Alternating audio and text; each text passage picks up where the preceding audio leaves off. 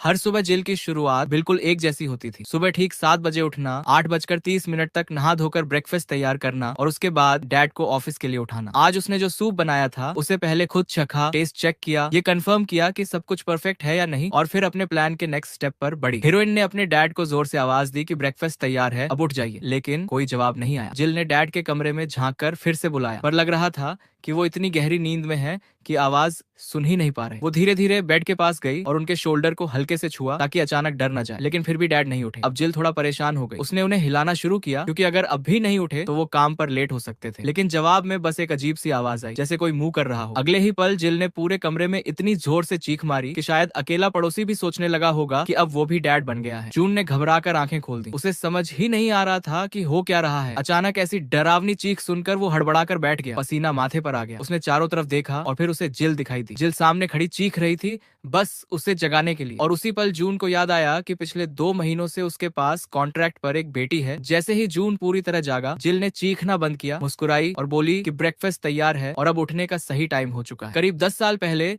धरती पर कुछ अजीब सी चीजें दिखाई दी, जिन्हें लोग फॉल्ट्स कहने लगे। इन फॉल्ट्स ने दुनिया की शांति और बैलेंस को पूरी तरह बिगाड़ दिया। शुरू में लोग सिर्फ दरारें देखते थे, लेकिन बाद में जो उनसे बाहर निकला उसने सबको डरा दिया। इन दरारों से बड़ी संख्या में मॉन्स्टर्स निकलने लगे और आम इंसानों के लिए उनसे लड़ना नामुमकिन था। उसी समय कुछ लोगों में अजीब एबिलिटीज जाग गईं, बिना जेंडर या एज की परवाह की। ये लोग हंटर्स कहलाने लगे, जो अपनी एबिलिटीज को कंप्यूटर गेम की तरह ट्रैक कर सकते थे। हंटर्स ने सिटीज की रक्षा की, फॉल्ट्स को कंट्रोल किया और मॉन्स्टर्स का सफाया करना शुरू किया। लेकिन जून के पास कोई स्पेशल एबिलिटी नहीं थी, इसलिए उसने पढ़ाई जारी रखी और एक नॉर्मल जॉब की तलाश की। पढ़ाई खत्म करने के बाद उसे फॉल्ट डिपार्टमेंट में सिविल सर्वेंट की नौकरी मिली और वो डिपार्टमेंट का सबसे जूनियर मेंबर बना। टैलेंट की कमी उसके काम पर साफ दिखती थी। वो रिपोर्ट्स भूल जाता, लेट हो जाता और अक्सर स्कोल्ड भी होता। लेकिन 1 साल की मेहनत के बाद आखिरकार उसे अपना पहला फील्ड असाइनमेंट मिला। जून बहुत एक्साइटेड था। पहली बार उसे किसी फॉल्ट को इन्वेस्टिगेट करने जाना था, लेकिन किस्मत ने यहाँ भी उसका साथ नहीं दिया। मिशन पर जाते समय उसे एक ट्रक ने टक्कर मार दी। तेज रोशनी, जोरदार टक्कर, दर्द की उम्मीद, लेकिन दर्द आया ही नहीं। जब उसने आंखें खोली तो वो समझ नहीं पाया कि वो कहाँ है। आसपास मौजूद लोगों ने बताया कि वो मुरिम नाम की दुनिया में है। ये वो दुनिया थी जहाँ जून अनगिनत बार मरा, असहनीय दर्द और सफरिंग झेली और हर बार मरने के बाद फिर से जिंदा हो गया। मुरिम पहुंचते ही उसे एक एबिलिटी मिली, एक पॉकेट वॉच। जब भी वो मरता ये घड़ी उसे एक दिन पीछे भेज देती, जिससे वो पूरा सिनेरियो फिर से जी सकता था। जून बार बार टाइम रिवाइंड करता रहा, गलतियों से सीखता रहा और धीरे धीरे और भी मजबूत होता गया। इतनी बार मर मर कर वापस आया कि उसे याद ही नहीं रहा कि वो पहले कौन था या उसका असली मकसद क्या था। हर रिवाइंड के साथ वो और रूथलेस और पावरफुल बनता गया। आखिरकार वो उस दुनिया का सबसे ताकतवर वॉरियर बन गया। उसका कोई मुकाबला नहीं कर सकता था। मुरिम के लोग उसे कॉन्मा कहने लगे, हेवनली डेविल। लेकिन जून के मन में सिर्फ एक सवाल था, वापस कैसे जाए। जब वो सबसे मजबूत बन गया तो रिवॉर्ड के तौर पर उसे अचानक उसी रियलिटी में वापस भेज दिया गया जहां से वो कभी गिरा था। जून की आंख अस्पताल में खुली, लेकिन उसे अजीब सा अच्छा महसूस हो रहा था। उसने आराम से उठकर कपड़े पहने और ऐसे बाहर चला गया जैसे घर से उठा हो। डॉक्टर्स हैरान थे। कल ही वो ट्रक एक्सीडेंट में था, 5 घंटे की सर्जरी हुई थी और आज ये आदमी खुद चल रहा है। जून समझ गया कि उसने दूसरी दुनिया में बहुत लंबा समय बिताया है। उसे अपनी असली दुनिया की आदतें याद ही नहीं रही। उसे एक लंबा एडेप्टेशन फेज झेलना पड़ेगा। उसने अपना स्टेटस विंडो देखा, सारी स्टैट्स मैक्सिमम थी। वो इस दुनिया का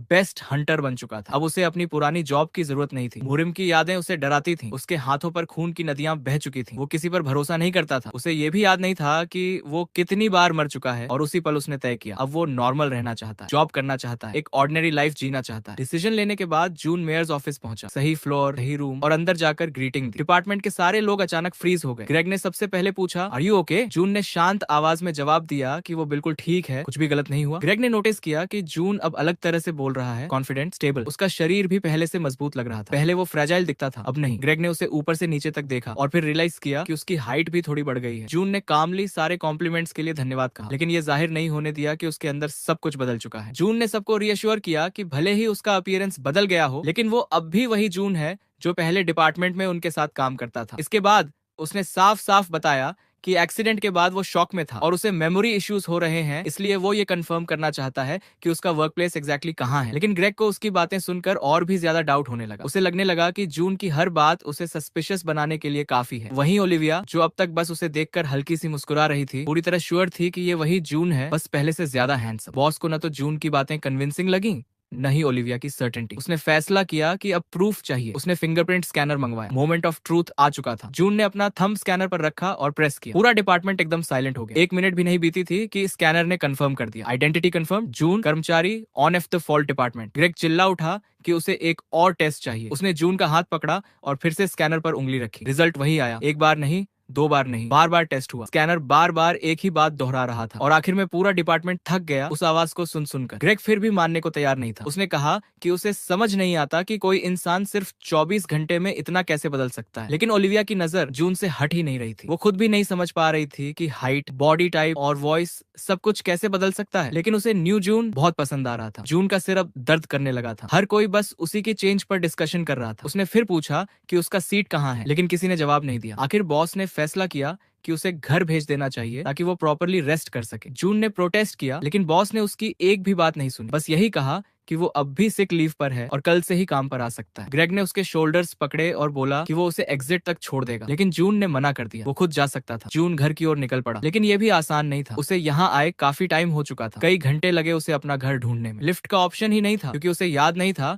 कि वो किस फ्लोर पर रहता है, लेकिन उसे अपने फ्रंट डोर की शेप याद थी। डोर मिल गया, लेकिन असली प्रॉब्लम अब शुरू हुई। कोड। वो एक के बाद एक कोड ट्राई करता रहा। उम्मीद थी कि शायद मसल मेमोरी काम कर जाए, लेकिन हर अटेम्प्ट फेल। उसे रुककर सोचना पड़ा। ये कोड उसे फेमिलियर होना चाहिए था। वो इसे न जाने कितनी बार डाल चुका होगा। एक और फेल्ड अटेम्प्ट और तभी डोर के पीछे से किसी महिला की आवाज आई। जून रुक गया। उसने ध्यान से सुना। शायद एक्सीडेंट के बाद उसे हेलुसिनेशंस हो रहे हो, लेकिन तभी लॉक की आवाज आई। डोर खुल गया। उसके सामने एक यंग गर्ल खड़ी थी। उसने उसे पहली बार देखा था, लेकिन किसी वजह से वो उसे अंकल कह रही थी। जून पूरी तरह फ्रीज हो गया। वो शॉक में था। उसके मुंह से बस एक ही सवाल निकला, तुम कौन हो? वो अंदर गया, ना जाने क्या एक्सपेक्ट करते हुए। जून और वो लड़की टेबल के ऑपोजिट बैठे थे। ऊपर से वो काम दिख रहा था, लेकिन अंदर कुछ टूट रहा था। उसे समझ नहीं आ रहा था कि क्या करे। उसने अपने मग से एक एसआई पी लिया और फिर वही कहानी दोहराने लगा जो अभी अभी उसने सुनी थी। उसका नाम जिल था। वो उसके ब्रदर की गर्लफ्रेंड की डॉटर थी। जून ने गहरी सांस ली और वही बात धीरे धीरे रिपीट की, खुद को समझाने की कोशिश करते हुए। जिल खुश होकर सिर हिलाने लगी। उसे लगा कि अब सब ठीक हो जाएगा। जून ने इवेंट्स को जोड़ना शुरू किया। उसके भाई की गर्लफ्रेंड का एक्सीडेंट में डेथ हो गया था। जिल के पास जाने के लिए कोई जगह नहीं थी और जून ने उसे अपने साथ रखने के लिए अग्री किया था। इसीलिए उसे अपार्टमेंट का कोड पता था और इसी वजह से वो आज यहाँ आई थी। ये सुनते ही जिल की स्माइल और चौड़ी हो गई। जून ने फिर पूछा, क्या हम इससे पहले कभी मिले हैं? इस सवाल पर जिल कंफ्यूज हो गई। फिर उसने कहा कि आज उनकी पहली मीटिंग है। जून सोल्यूशन ढूंढने की कोशिश करने लगा। उसने पूछा कि क्या जिल के और रिलेटिव्स हैं? जिल थोड़ी देर चुप रही, फिर बोली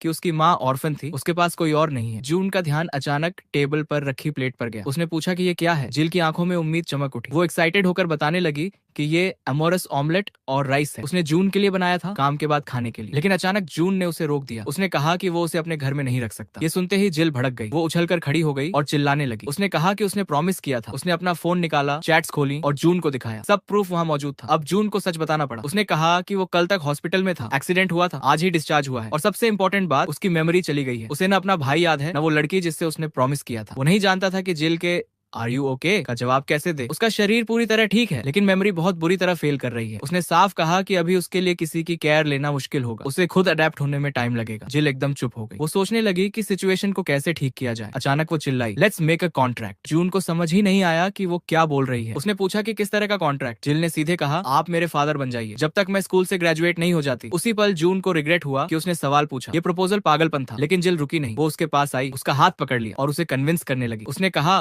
कि जून को मेमोरी लॉस है, अडेप्ट करना मुश्किल होगा, लेकिन वो उसकी मदद कर सकती है। क्लीनिंग, वॉशिंग, कुकिंग, सब कुछ वो संभालेगी और बदले में जून उसे अपने साथ रहने देगा जब तक वो स्कूल कंप्लीट नहीं कर। कम से कम 6 महीने बाकी थे जब तक वो डॉर्म में शिफ्ट करती। जून ने इस बात पर अच्छे से सोचा क्योंकि ये कंडीशन बिल्कुल भी बुरी नहीं थी, नहीं बल्कि काफी ज्यादा अच्छी थी। वो बहुत लंबा समय मिडिल एजेस में एक बिल्कुल अलग दुनिया में रह चुका था। मॉडर्न वर्ल्ड में खुद को अडेप्ट करने के लिए उसे वक्त चाहिए था। वो जिल से जो चीजें नहीं जानता था उनके बारे में पूछ सकता था, हेल्प ले सकता था और ये सब दोनों के लिए फायदेमंद था। जून ने अपना ब्रीफ केस खोला, उसमें से पेपर और पेन निकाले और जिल से कहा कि वो कॉन्ट्रैक्ट तैयार करने के लिए रेडी है। ये सुनते ही जिल शॉक में आ गई। उसे लगा था कि उसका प्लान फेल हो गया है, लेकिन अब उसे खुद अपने कानों पर भरोसा नहीं हो रहा था। जून चुपचाप टेबल पर बैठ गया और कुछ लिखना शुरू कर दिया। ऐसा लग रहा था जैसे इस वक्त कोई $multi-million डील फाइनल हो रही हो। जून ने उसे एक पेपर दिया। उस पेपर में वो सारे रूल्स लिखे थे जिनके साथ अब दोनों को रहना था। उसने जिल से कहा कि अगर कुछ अनक्लियर लगे या कुछ करेक्शन चाहिए तो वो बता दे। कॉन्ट्रैक्ट में डेडलाइंस लिखी थी, रिसीप्ट्स देने की रिस्पॉन्सिबिलिटी थी, एक्सपेंसेस का पूरा हिसाब और सारे हाउस होल्ड ड्यूटीज भी। जून ने एक बार फिर पूछा कि क्या कोई ऐसी बात है जो जिल को समझ नहीं आई या जिससे वो अग्री नहीं करती। जिल ने जवाब दिया कि उसे सब कुछ ठीक लग रहा है, और वो सेटिस्फाइड है। अब कॉन्ट्रैक्ट लागू होने के लिए बस एक आखिरी स्टेप बाकी था। जून ने अपना पेन जिल था कि वो अभी रो देगी, लेकिन ये सब बिल्कुल वैसा ही था जैसा वो चाहती। वो पेपर्स पर झुकी, साइन किया और कहा कि वो अपनी पूरी कोशिश करे, और उसी पल उसके चेहरे पर एक स्माइल आ गई। सब कुछ डिसाइड हो चुका था। फिर जिल ने हिम्मत करके पूछा कि क्या वो जून को फादर कह सकती है। जून ने हाँ कह दी। इसके बाद वो अपने रूम की तरफ चला गया। पीछे से जिल ने आवाज दी कि वो उसे सिर्फ उसके नाम से बुलाए। जून ने इस बात पर भी अग्री कर लिया। जिल ने कॉन्ट्रैक्ट को सीने से लगा लिया और राहत की सांस ली। उसे हैरानी हो रही थी कि वो इतनी जल्दी इस सब का आदी हो गया। तभी उसे याद आया कि वो कुछ भूल गई है। वो तुरंत उसके पीछे चल पड़ी। रूम में झांकने से पहले ही वो बोलने लगी, लेकिन जैसे ही उसकी नजर अंदर पड़ी वो वहीं रुक गई। उसके सामने एक स्ट्रॉन्ग पंप्ड अप नंगा शरीर था। जिल की सांस अटक गई। वो चाहकर भी नजर नहीं हटा पाई, भले ही वो उसका फादर था, इतना अट्रैक्टिव फादर, और वो भी सिर्फ एक कॉन्ट्रैक्ट के तहत। वो तभी मुड़ी जब जून ने जल्दी से टी शर्ट पहन ली और उसकी तरफ देखने लगा। जून को अभी भी समझ नहीं आया कि क्या हुआ था। उसने बात जारी रखी और पूछा कि उसे और क्या चाहिए। जिल के चेहरे पर पसीना आ गया। वो घबराकर बताने लगी कि फ्रिज में खाना खत्म हो गया है और उसे स्टोर जाना पड़ेगा। जून 1 ने सार्कास्टिक तरीके से पूछा कि क्या ये सच है, लेकिन असल में वो ऑलरेडी अपना वॉलेट निकाल चुका था। उसने अपना कार्ड निकाला, जिल को दिया और कहा कि अब वो उसी से पेमेंट करेगी। जिल ने उसकी तरफ देखा, कार्ड लिया और शॉक्ड रह गई। क्या वो इतनी जल्दी उस पर ट्रस्ट कर सकता है? जिल को इतनी जल्दी रिस्पॉन्सिबिलिटी लेने में डर लग रहा था। तभी उसके दिमाग में एक प्लान आया। जून ने अपनी मेमोरी खो दी थी। अगर वो लोकल स्टोर जाएगा तो शायद कुछ याद आ जाए। फेमिलियर जगह उसकी मेमोरी ट्रिगर कर सकती थी। ये आइडिया काफी सही लग रहा था। जून ने भी अग्री कर लिया और उसके साथ चल पड़ा। स्टोर पास वाली स्ट्रीट पर ही था। दोनों जल्दी वहां पहुंच गए, लेकिन इस बार भी जून को कुछ याद नहीं आया। वे वेजिटेबल स्टैंड पर रुके। जिल ने उससे कहा कि अभी कुछ टाइम तक वो इन्हीं सब्जियों से खाना बना दे, लेकिन जून का ध्यान बार बार मीट डिस्काउंट वाले एडवर्टाइजमेंट पर जा रहा था। वो बस वही रिपीट कर रहा था। आखिरकार उसने अग्री कर लिया। उसने जिल को थैंक्स कहा और बोला कि उसे ये ठीक लगा। जिल फिर से खुश हो गई कि उसने उसकी बात मान ली। तभी अचानक एक अजीब आवाज आई। हवा में टेंशन फैल गई। ऐसा लग रहा था कि कुछ होने वाला है। जून ने कंफ्यूज्ड होकर पूछा कि क्या हो रहा है। जिल के चेहरे से साफ था कि वो सब समझ चुकी है। उसी पल हवा में एक पोर्टल खुल गया। लोग पैनिक में भागने लगे। जिल ने तुरंत अपनी बैग से गन निकाली। वो रेडी थी जो भी बाहर आने वाला है उससे लड़ने के लिए। ये एक रिफ्ट था। उसे नहीं पता था कि किस तरह का मॉन्स्टर निकलेगा, लेकिन उसे इतना जरूर पता था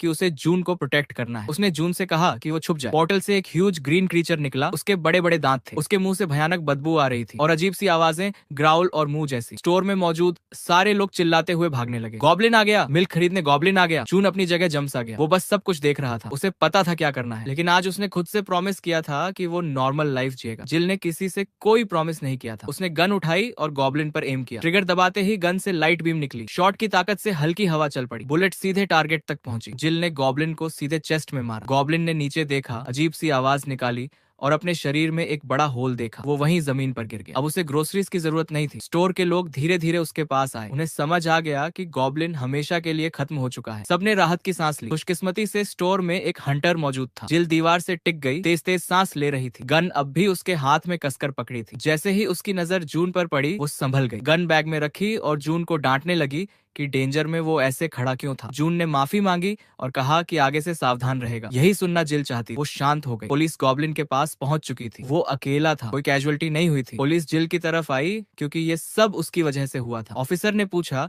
कि क्या उन्होंने गॉब्लिन को मारा, लेकिन उसकी नजर जून पर थी। जून ने जल्दी से जिल को आगे कर दिया और कहा कि गॉब्लिन उसकी बेटी ने मारा है। ऑफिसर शॉक में था। लड़की सिर्फ 14 साल की। उसे यकीन नहीं हुआ, लेकिन प्रोफेशनल रहते हुए उसने डिटेल्स मांगी, आईडी, फोन नंबर, पता और बैंक अकाउंट। गॉब्लिन को मारने का रिवॉर्ड था। और हाँ डियर यूट्यूब व्यूअर, सब्सक्राइब और लाइक करने का भी रिवॉर्ड है। जो ऐसा करेगा कल उसकी लाइफ में किस्मत चमकेगी। आप खुद शॉक हो जाएंगे। आपका सपोर्ट मेरे लिए बहुत इंपॉर्टेंट है। Have a nice day. Goblin और रिफ्ट डिस्ट्रॉय करने का यही प्राइस था। पुलिस ये रिवॉर्ड लोगों की सेफ्टी के लिए देती है। ऑफिसर ने कहा कि फादर बैंक अकाउंट दे सकता है। जून ने सोचा और फिर जिल से कहा कि वो अपना अकाउंट बताए। जिल शॉक्ड रह गई। जून ने कहा कि ये फेयर है क्योंकि गॉब्लिन उसने मारा। जिल खुशी से लाल हो गई और जल्दी जल्दी अकाउंट नंबर बता दिया। दोनों घर लौट आए। जिल डिनर बना रही थी कि अचानक फोन पर नोटिफिकेशन आया। उसने स्क्रीन देखी और शॉक हो गई। गॉब्लिन और रिफ्ट डिस्ट्रॉय करने पर उसे 1,50,000 मिले थे सोल पुलिस की तरफ से। जून ने मैसेज पढ़ लिया। सिर्फ एक गॉब्लिन के लिए इतनी बड़ी रकम? अगर इतना पैसा मिलता है तो फिर उसके साथ रहने का क्या मतलब था? यही सवाल उसके दिमाग में आया। उसकी नाइविटी उसे काफी प्यारी लगी। जिल ने धीरे धीरे समझाना शुरू किया। उसने बताया कि आसमान में एक टाइम गैप खुला था और उसी से मॉन्स्टर बाहर आया। ये एक एक्सीडेंट था और कोई भी ये गारंटी नहीं दे सकता कि हर मॉन्स्टर इतनी आसानी से मारा जा सकेगा। इसके अलावा सिर्फ लाइसेंस्ड हंटर्स को ही रिफ्ट के अंदर जाने की अनुमति होती है और वो अभी एक ऑर्डिनरी पर्सन है। जून ने उसे बीच में ही रोक दिया और एक सवाल पूछा। उसने पूछा कि क्या वो लॉ ऑफ रीजन के बारे में जानती है? जिल के चेहरे पर एक सवालिया निशान आ गया। उसने पूछा कि ये लॉ क्या होता है। जून ने समझाया कि जिंदगी में जो भी होता है वो हमारे सबकॉन्शियस की रिएक्शन होती है उन चीजों पर जो हम खुद में भरने की कोशिश करते हैं। थॉट्स मटेरियल होती हैं और जो उसके साथ हुआ वो कहीं ना कहीं उसकी अपनी डिजायर का रिजल्ट था। जिल समझ गई कि वो किस तरफ इशारा कर रहा है। उसने बताया कि वो मार्च में हंटर एकेडमी में एंटर करने का प्लान बना चुकी है। जिल ने अभी तक हंटर रिवाइवल प्रोसेस कंप्लीट नहीं किया था, लेकिन उसे माना यूज करना आता था। उसके पास मैना गन का टेम्पोरेरी परमिट भी था, इसीलिए वो उसे हमेशा अपने साथ रखती थी। जून ने उसकी तारीफ की। उसने कहा कि हर कोई हंटर नहीं बन सकता। इसका मतलब था कि उसके अंदर कुछ स्पेशल एबिलिटीज हैं। जिल मुस्कुरा दी। उसने कहा कि उसे उसके साथ अच्छा व्यवहार करना चाहिए क्योंकि एक दिन वो बहुत फेमस बनने वाली है। इतना ही नहीं, उसने खाने से भरी पूरी टेबल लगा दी थी। उसने इंस्ट्रक्शंस दी कि वो सब कुछ खाए और कुछ भी छोड़े नहीं, और उसे प्लेजेंट एपेटाइट विश किया। अपनी फ्यूचर प्लान्स पर बात करने के बाद जिल को एहसास हुआ कि उसे ये तक नहीं पता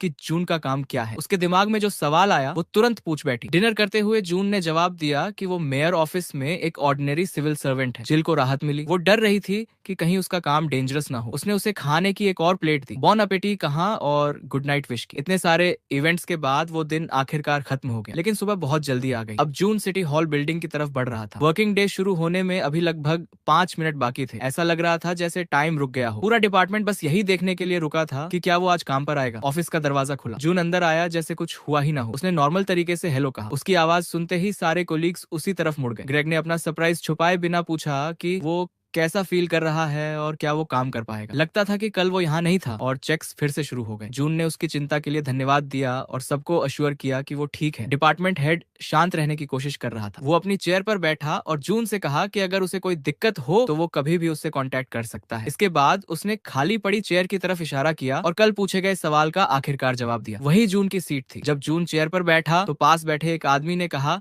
कि अगर उसे कुछ याद ना आए तो वो उससे कांटेक्ट कर सकता है। जून झिझक गया। उसे नहीं पता था कि ये आदमी कौन है, इसका नाम क्या है और ये उसकी मदद क्यों कर रहा है। उसके चेहरे के एक्सप्रेशन से वो आदमी सब समझ गया। उसने तुरंत कहा कि उसका नाम नेट है, वो उसका डायरेक्ट सुपीरियर है और ग्रेग उससे ऊपर चार्ज में है। जून ने नेट को धन्यवाद दिया, खुद को इंट्रोड्यूस करने के लिए, हेल्प ऑफर करने के लिए और डिपार्टमेंट की सिचुएशन क्लियर करने के लिए। ग्रेग ने अपनी वॉच देखी और कहा कि वर्किंग डे शुरू हो चुका है। ऐसा लग रहा था कि सब किसी का इंतजार कर रहे हैं। नेट ने जल्दी से कहा कि वो जिस पर्सन का इंतजार कर रहे हैं वो एक बहुत वैल्यूएबल हंटर है, इसलिए उसे सारी इन्फॉर्मेशन देना जरूरी है। इस पर ग्रेग ने सार्कास्टिक तरीके से पूछा कि क्या वो सच में इतना वैल्यूएबल है, लेकिन इससे फर्क नहीं पड़ता था। हंटर अब भी नहीं आया था। तभी अचानक दरवाजे के जोर से खुलने की आवाज आई। भारी सांसों की आवाज के साथ सब पीछे मुड़े। दरवाजे पर एक खूबसूरत रेड हेयर्ड लड़की खड़ी थी। उसका सिर झुका हुआ था। ऐसा लग रहा है कि वो घर जा रहा है और अब वो दोनों सिर्फ कल हंटर एकेडमी में मिलेंगे। केट उसके जवाब से संतुष्ट दिखती है। अगली सुबह दोनों हंटर एकेडमी जाते हैं, जो एक ऊंची सिल्वर बिल्डिंग थी जो शहर के हर कोने से दिखाई देती थी। इमारत के बाहर हंटर्स की भीड़ लगी हुई थी जो आज टेस्टिंग में हिस्सा लेने आए थे। केट दूसरी बार यहाँ आई थी। उसने यही हंटर एग्जाम दिया था, लेकिन उसके बाद कभी आगे बढ़ने की कोशिश नहीं की थी। जून उसे हौसला देता है क्योंकि उसने इतनी मेहनत से ट्रेनिंग की थी और अब वो एक अच्छे रिजल्ट की उम्मीद कर सकती थी। अचानक भीड़ के बीच से कोई चिल्लाया कि गेल हॉल में आ गया है और तुरंत ही किसी और ने आवाज लगाई कि एमिली भी साथ है। दो बेहद रुतबे वाले हंटर्स अंदर दाखिल होते हैं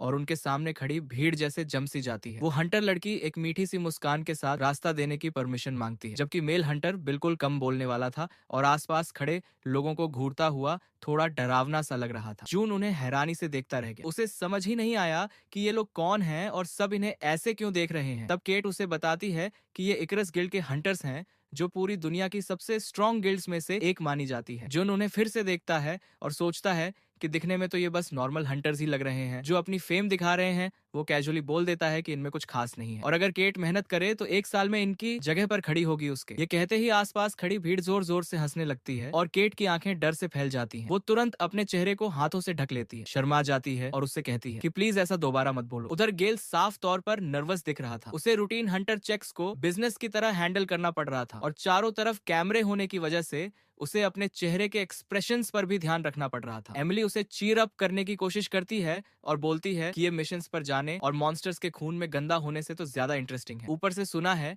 कि इस साल शायद कोई जीनियस भी सामने आए। गेल उसकी बात पर यकीन नहीं करता क्योंकि हर साल वो यही फेरी टेल सुनता आया है और कभी सच नहीं हुआ। एमिली अचानक उछलती है और आगे की तरफ दौड़ पड़ती है। वो किसी और गिल्ड को अच्छा हंटर नहीं लेने देना चाहती थी। गेल भी धीरे धीरे उसके पीछे चलता है क्योंकि वो अफोर्ड नहीं कर सकते थे। केट के पुराने जानने वाले भी सब कुछ देख रहे थे। माइकल अपनी ठुड्डी सहलाते हुए पूरे कॉन्फिडेंस से बोलता है कि बस अब उसके परफॉर्मेंस का इंतजार करना है। उसकी आंखों में आग सी चमक रही थी। वो उस इन्विटेशन का बेसब्री से इंतजार कर रहा था, लेकिन उसके साथ ही हाल की घटनाओं के बाद उस पर उतना भरोसा नहीं कर कर पा रहे थे और एहतियात के तौर पर उससे पूछते हैं कि एक्स्ट्रा पैंट्स साथ लाई है या नहीं। ऊपर कॉमन रूम में एक अच्छे दिखने वाला लड़का नीले सूट में आता है और अनाउंस करता है कि स्टेटिस्टिक्स की कैलकुलेशन अभी शुरू होने वाली है और हंटर्स को बारी बारी से अंदर आने को कहता है। जून केट से कहता है कि अब आगे बढ़ो। वो इंतजार करते करते थक चुका था। हंटर्स लाइन में लग जाते हैं और इधर उधर से बातें सुनाई देती हैं कि इस बार कोई तो इकारस में जाएगा। आगे बस अनगिनत लोग दिख रहे थे और उस विशाल गेट से निकलती सुनहरी रोशनी। अगला हंटर इवैल्यूएशन डिवाइस के पास जाता है। टेस्ट शुरू होता है, कंप्यूटर उसकी स्टेट्स दिखाता है और सी रैंक डिक्लेयर होता है। आसपास खड़े लोग खुशी से शोर मचाने लगते हैं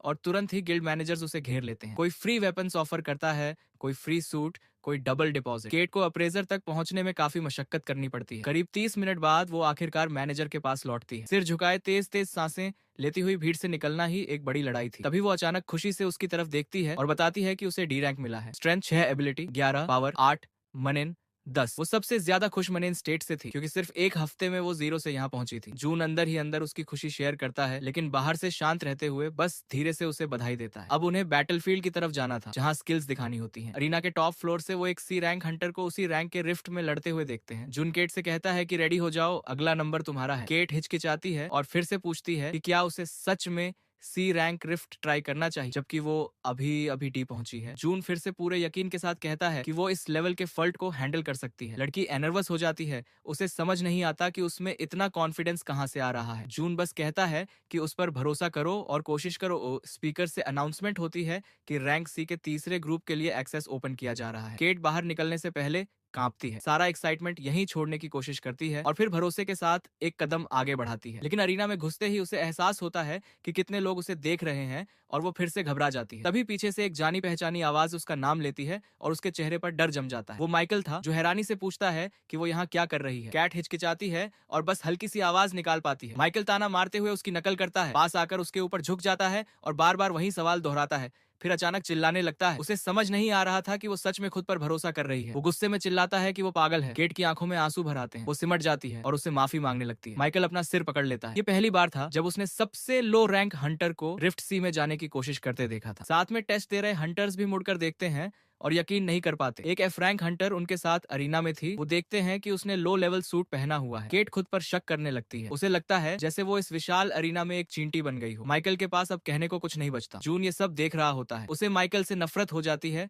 जो असल में कुछ भी नहीं था। तभी अचानक उस कमरे में कोई दाखिल होता है जहाँ से वो देख रहा था। वो गेल था, वही इकरस गिल्ड वाला हंटर जिसमें हर कोई शामिल होना चाहता था। वो धीरे धीरे बोलना शुरू करता है कि जून मेयर्स ऑफिस में काम करता है और उसके पास एक यंग हंटर केट है। जून को इस बात पर हैरानी नहीं होती कि उसे इतनी जानकारी है, लेकिन वो समझ नहीं पाता कि वो ये सब क्यों कह रहा है। गेल धीरे धीरे उसके पास आता है और सीधे मुद्दे पर आ जाता है। वो कहता है कि इकरस गिल्ड केट को इनवाइट करना चाहता है। उसने कभी फिजिकल स्ट्रेंथनिंग नहीं की थी और फिर भी एक एफ रैंक हंटर के लिए इतना माना बढ़ा पाना पहली बार हुआ था एफ क्रिस्टल की मदद से। उसने अपनी स्टैट्स 10 तक बढ़ा ली थी। इसके अलावा गैल ये भी पॉइंट आउट करता है कि उसके रिकॉर्ड्स में ऐसा एक भी एंट्री नहीं है जहां इसके बाद कैट ने खुद को फिजिकली स्ट्रेंथन किया हो। मतलब बिना किसी एक्स्ट्रा बूस्ट के वो यहाँ तक पहुंची थी। उसके पास लिटरली मॉन्स्टरस टैलेंट था। जून चुप रहता है। वो अपने दिमाग में आगे क्या बोलना है ये सोच रहा होता है क्योंकि इस वक्त बोला गया हर एक शब्द उसके खिलाफ यूज हो सकता था। गेल बोलता रहता है कि इकरस गिल्ड में उसे पंख मिलेंगे, वो अनइमेजिनेबल एक्सपीरियंस और नॉलेज हासिल कर पाएगी, सबसे डिफिकल्ट रिफ्ट्स की रेड्स में हिस्सा ले पाएगी। वो जून को घूरते हुए आखिरकार पूछ ही लेता है कि उसके मुकाबले जून उसके लिए क्या ऑफर कर सकता है। जून सिर झुका लेता है। उसके पास देने को क्या था, सैलरी बढ़ाने के अलावा गेल दबाव बनाना जारी रखता है। वो कहता है कि उसने अभी ज्यादा समय तक ट्रेनिंग भी नहीं की है, फिर भी जून ने उसे सी रैंक रिफ्ट में भेज दिया जबकि वो डी से ऊपर कभी रेड पर गई ही नहीं थी। वो जून के चेहरे को पढ़ने की कोशिश करता है। क्या जून को सच में लगता था कि वो इस लेवल को हैंडल कर लेगी? तभी कांच के पीछे लगे स्पीकर्स फिर से बज उठते हैं। अनाउंसमेंट होती है कि रिफ्ट एक्टिवेट हो चुका है और टेस्ट शुरू हो गया है। दरवाजे धीरे धीरे ऊपर उठने लगते हैं और एक आवाज बताती है कि तय समय के अंदर ऑर्क वॉरियर्स को खत्म करना जरूरी है। विशाल हरे रंग के क्रीचर्स लाल आंखों और बड़े बड़े नुकीले दांतों के साथ उनकी तरफ बढ़ने लगते हैं। माइकल खुशी से चिल्लाता है कि आखिरकार शुरू हो गया और अपने वेपन की तरफ हाथ बढ़ाता है। केट पहले से आर्म्ड थी और बिल्कुल शांत खड़ी होकर अपने ओपोनेंट्स को असेस कर रही। बाहर खिड़की के उस पार भी लड़ाई चल रही थी। गेल जून से कहता है कि सिर्फ एक हंटर ही एक असली हंटर को बना सकता है, इसलिए उसे केट को जाने देना चाहिए। वो जून के काफी पास आ चुका था और अब उसे शक होने लगा था कि जून उसके बारे में क्या सोचता है। शायद केट उसके लिए ज्यादा मायने रखती थी और वो चाहता था कि वो यहीं रहे। जून अपनी गर्दन खुजलाने लगता है। धीरे धीरे उसे समझ आने लगता है कि अभी अभी उससे क्या क्या कहा गया है। आखिरकार वो बोलता है कि केट कोई चीज नहीं है, इसलिए उसे डिस्पोज करने का हक उसे नहीं है। ये कहते हुए वो शैतानी सी मुस्कान देता है और गेल को एक बेट ऑफर करता है। गेल ध्यान से सुनता है, लेकिन उसके चेहरे पर साफ सवाल होता है, जिसका जवाब वो बेसब्री से इंतजार कर रहा होता है। उसी वक्त अरीना में लड़ाई भड़क उठती है। ऑर्क्स पूरी ताकत से हंटर्स की तरफ दौड़ते हैं। माइकल केट से ज्यादा दूर नहीं खड़ा होता और उससे कहता है कि अब खुद को संभालने का वक्त है, सोचने का समय नहीं है। ऑर्क्स डरावनी आवाजें निकालते हुए पास आ रहे होते हैं। उसी पल माइकल के मन में आता है कि शायद उसने सी रैंक चूज करके गलती कर दी। वो जम सा जाता है, हिल भी नहीं पाता, जबकि एक विशाल हरा मॉन्स्टर उसकी तरफ बढ़ता है। तभी एक जबरदस्त टक्कर होती है और लोहे के टकराने की आवाज गूंजती है। माइकल आखिरी पल में अपना वेपन सामने कर पाता है, लेकिन वो ऑर्क उससे कम से कम 2 गुना बड़ा होता है। ऑर्क अपने हैमर से लगातार वार करता है। माइकल पीछे हटने लगता है। अब वो संभाल नहीं पा रहा था, उसकी ताकत जवाब दे जाती है और उसका वेपन नीचे झुक जाता है। उसी सेकंड ऑर्क अपनी मुट्ठी से उसके जबड़े पर जोरदार वार करता है। माइकल कई मीटर दूर जा गिरता है।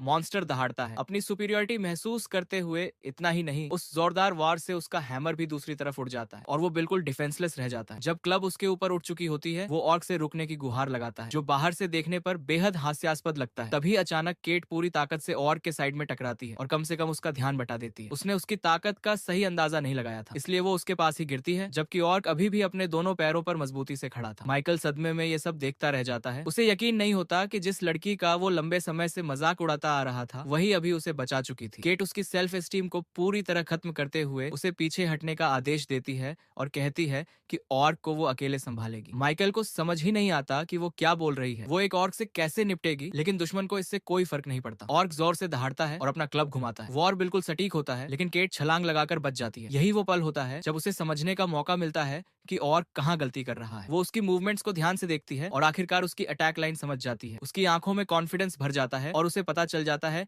कि अब क्या करना है। जैसे ही ऑर्क अगला वार करने की तैयारी करता है, केट तेजी से उसके पीछे पहुंच जाती है। कुछ प्रिसाइज स्ट्राइक्स और मॉन्स्टर को समझ आने लगता है कि वो किससे लड़ रहा है। वो बस मुड़कर उसे ढूंढने ही वाला होता है कि केट फिर से हमला कर देती है। ऑर्क की आंखें हैरानी से फैल जाती हैं। उसे समझ ही नहीं आता कि इस लड़की से कैसे निपटे। केट पहले ही अगला वार करने की तैयारी में होती है और उसी पल उसके ऊपर से एक स्मूथ सा समरसॉल्ट करती हुई निकल जाती है। वो अपनी तलवार को कसकर पकड़ती है, हर मूवमेंट पर पूरा कंट्रोल रखती है। उसका आखिरी वार सीधे मॉन्स्टर की पीठ में लगता है और उसी पल साफ हो जाता है कि ये फेटल था। ये देखकर केट को खुद पर यकीन हो जाता है कि वो सिर्फ ऑर्क को हरा ही नहीं पाई, बल्कि अपनी फेंसिंग स्किल्स को भी पूरी तरह यूज कर पाई थी। वो वहीं एक विक्ट्री पोज में रुक जाती है, अरीना के ग्लास के पीछे। जो भी ये कार्नेज देख रहा था, सब शॉक में थे और अरीना के अंदर भी यही हाल था। जो लोग अभी तक ये नहीं समझ पा रहे थे कि वो यहाँ क्यों है, अब उन्हें एहसास हो चुका था कि उन्होंने उसे बहुत गलत आंका था। सबसे बुरा हाल माइकल का था, जो हमेशा उसका मजाक उड़ाता रहा था, और अब उसी लड़की ने उसकी जान बचाई थी। जून संतोष से सिर हिलाता है। उसे पहले से पता था कि वो इस रिफ्ट को संभाल लेगी। गेल जोर से चिल्लाता है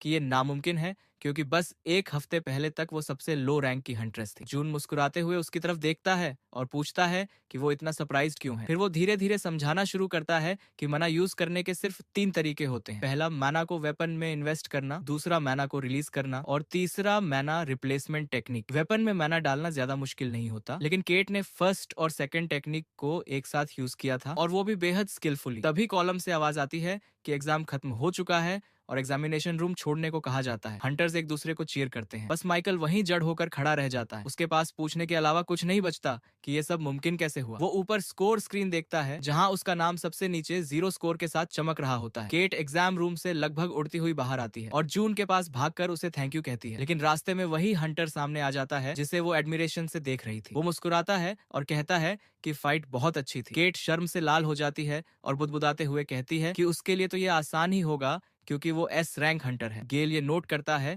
कि उसकी फेंसिंग टेक्निक्स बेहद रिफाइंड है और पूछता है कि क्या उसका कोई टीचर है। जून बीच में दखल देता है और ठंडे लहजे में कहता है कि केट सेल्फ स्टडी करती है। केट घबराकर सिर हिलाती है, पहले गेल को देखती है, फिर अपने टीचर को। जो इस बात को नकार रहा होता है, उसे समझ आ जाता है कि जून इस बारे में बात नहीं करना चाहता। वो हल्की सी हंसी हंसती है और उसकी बात कंफर्म कर देती है। गेल उसे नाम लेकर रोकता है और सीधा मुद्दे पर आता है। वो उसे आइकरस गिल्ड ज्वाइन करने का ऑफर देता है। अगर वो हाँ कह दे तो उसे हर वो चीज दी जाएगी जिसकी उसे जरूरत है। वो कहता है कि वो उसे सब कुछ देगा, लेकिन केट बीच में ही उसे रोक देती है। ऑफर के लिए थैंक यू कहती है और साफ कह देती है कि वो गिल्ड ज्वाइन नहीं करेगी। मुस्कुराते हुए वो जून की तरफ देखती है। वो अपने टीचर को ऐसे ही छोड़कर नहीं जा सकती थी। गेल गुस्से में आ जाता है और कहता है कि वो सोचे, क्योंकि ऐसा मौका रोज नहीं मिलता। मेयर्स ऑफिस से कई गुना ज्यादा सैलरी मिलेगी और ग्रोथ के एंडलेस रास्ते खुलेंगे। केट फिर से माफी मांगती है और कहती है कि वो अभी जैसी है उसमें खुश है। बात वहीं खत्म हो जाती है। दोनों मुड़ते हैं और हैरान हंटर को पीछे छोड़ते हुए चल पड़ते हैं। जाते जाते जून पलटकर गेल को याद दिलाता है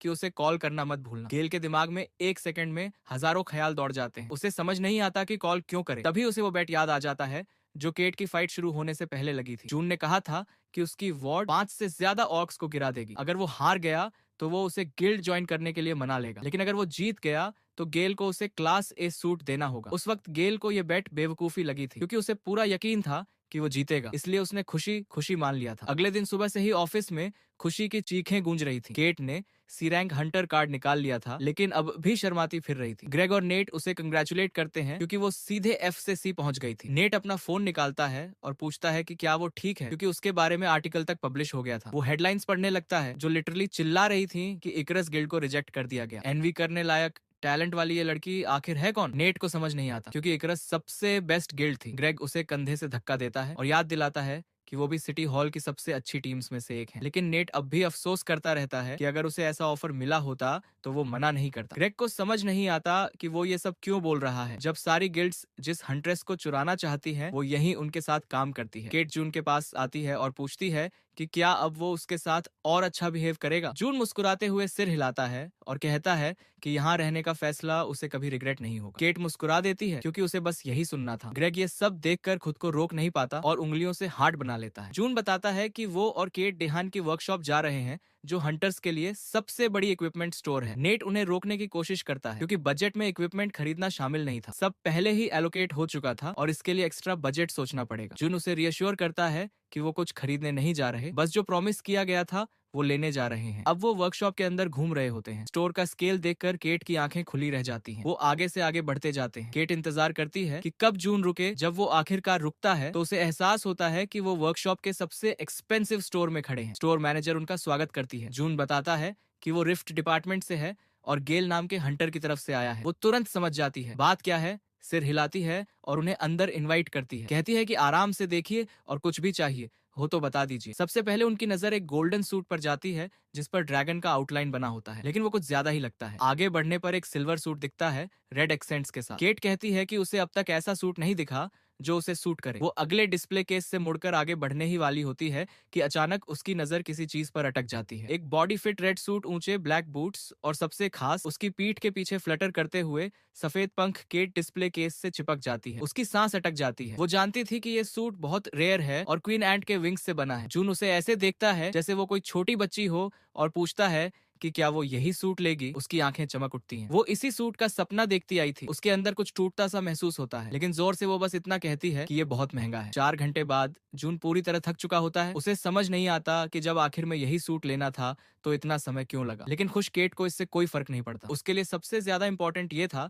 कि सूट के साथ एक बेहद खूबसूरत केस भी मिला है। तभी जून की नजर वेपन बॉक्स पर लगे साइन पर पड़ती है, जिस पर लिखा होता है कि इसके अंदर मौजूद हर चीज पर 50% डिस्काउंट चल रहा है। जून रुका और पूछा कि इतनी सारी चीजें डिस्काउंट पर क्यों बिक रही हैं? तो सामने वाले सेलर ने आराम से बताया कि ये सब ई रैंक आइटम्स हैं, लेकिन अगर चाहें तो कुछ बेटर सामान भी देख सकते हैं। और फिर उसने ये भी जोड़ दिया कि अगर एक से ज्यादा आइटम्स ले ली जाए तो डिस्काउंट और बढ़ जाएगा। और एक आइटम की प्राइस उसने कैजुअली बोल दी, सिर्फ 1 मिलियन एक। ये सुनते ही जून चौंक गया। उसके चेहरे पर साफ शौक था, क्योंकि उसके हिसाब से ये कोई डिस्काउंट नहीं था। इतनी बड़ी रकम को डिस्काउंट कैसे बोल सकते हैं? केट ने उसे शांत करने की कोशिश की और बोली कि हंटिंग गियर वैसे भी इतना ही महंगा होता है, ये नॉर्मल है। लेकिन जून का इंटरेस्ट खत्म हो चुका था। वो मुड़ गया और आगे बढ़ गया। ऐसे डिस्काउंट उसे बिल्कुल भी अट्रैक्ट नहीं कर रहे थे। तभी अचानक कुछ ऐसा हुआ कि उसके कदम खुद ब खुद रुक गए। पीछे कुछ चमका और उसकी नजर एक बास्केट पर गई और जैसे ही उसे समझ आया कि उस बास्केट में क्या है, वो किसी शिकारी जानवर की तरह उस पर टूट पड़ा और बिना कुछ सोचे समझे उसमें हाथ डालकर चीजें टटोलने लगा। केट चुपचाप ये पूरा सीन देख रही। उसे समझ ही नहीं आ रहा था कि अभी अचानक क्या हो गया। और फिर अचानक जून को वो चीज मिल गई जिसे वो ढूंढ रहा था और वो वहीं जम सा गया। उस बास्केट के अंदर एक कार्व्ड सोर्ड हिल्ट था जो हल्की लाल रोशनी छोड़ रहा था। उसका ग्लो बिल्कुल अलग था। जून के दिमाग में सिर्फ एक सवाल था, ये यहाँ कैसे हो सकता है? ये तो तानमा की तलवार का हैंडल था, वही तलवार जो मोर की दुनिया के रूलर की थी, उसकी अपनी तलवार। उसने प्राइस टैग देखा जिस पर लिखा था